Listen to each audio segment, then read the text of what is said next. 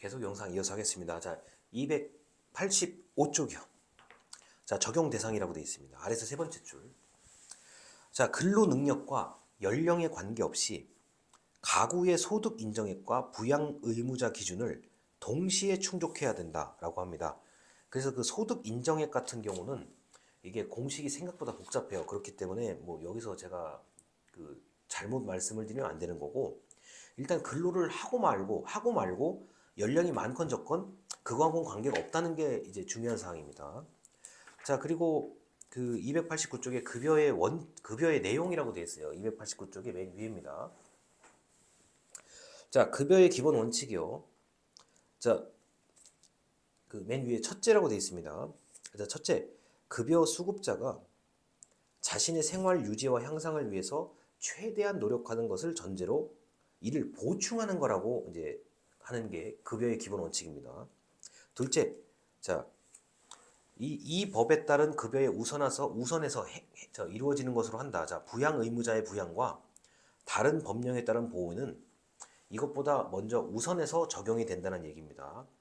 자, 그런데도 불구하고 이 기초생활보장법 같은 경우는 한번 이게 수급자가 되면은 이 법이 사실상 많은 것을 해결할 수가 있어요. 자, 그런데 급여의 기본 원칙에서 가장 중요한 단어는 이게 보충적 성격이라는 겁니다. 자, 보충적 성격이라는 단어가 제일 중요해요.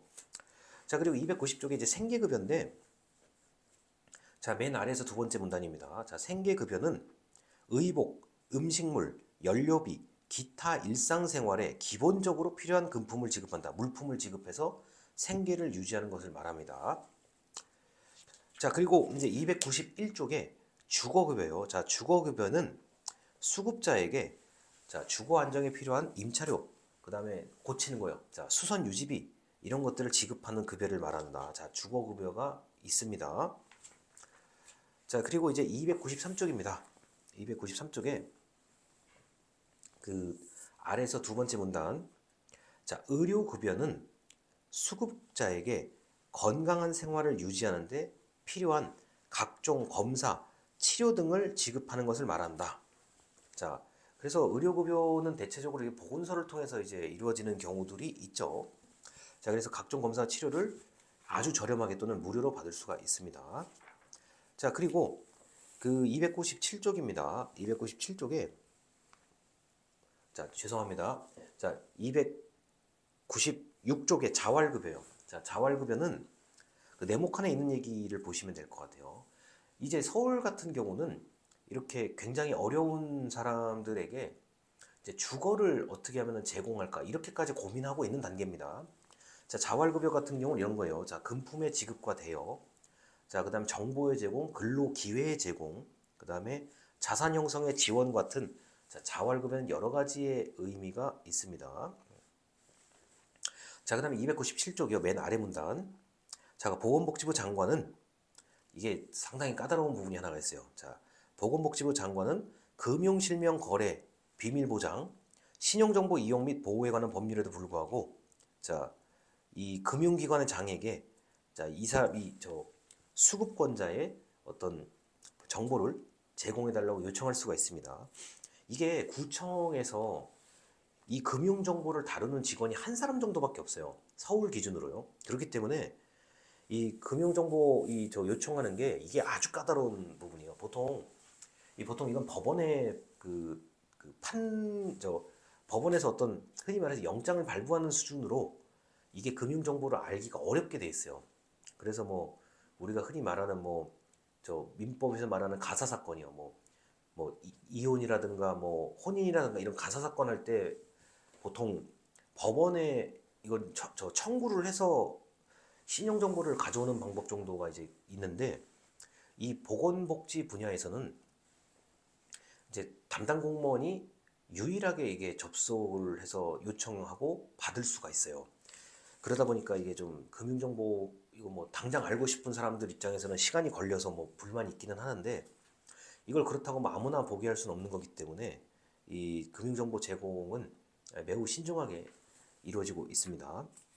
자, 그래서 이렇게 해서 여러 가지 그 기초생활에 관련된 내용들을 이제 보실 수가 있는데 그 이제 기초생활 같은 경우는 이제 이런 게 가장 이제 특이한 문제죠. 이제 빈곤의 덫이라고 얘기하죠. 빈곤의 덫이라고 얘기하는데 우리나라의 기초생활 보장이 이게 촘촘해요. 사실 거의 모든 것에 대해서 이제 혜택 또는 감면을 받고 있는데 이게 이제 너무 그 어찌 보면은 촘촘하게 이루어지다 보니까 자, 수급자가 이 상황을 일부러 벗어나지 않으려고 하는 경우들도 있습니다. 자, 그래서 이거를 빈곤의 덫이라고 얘기해요.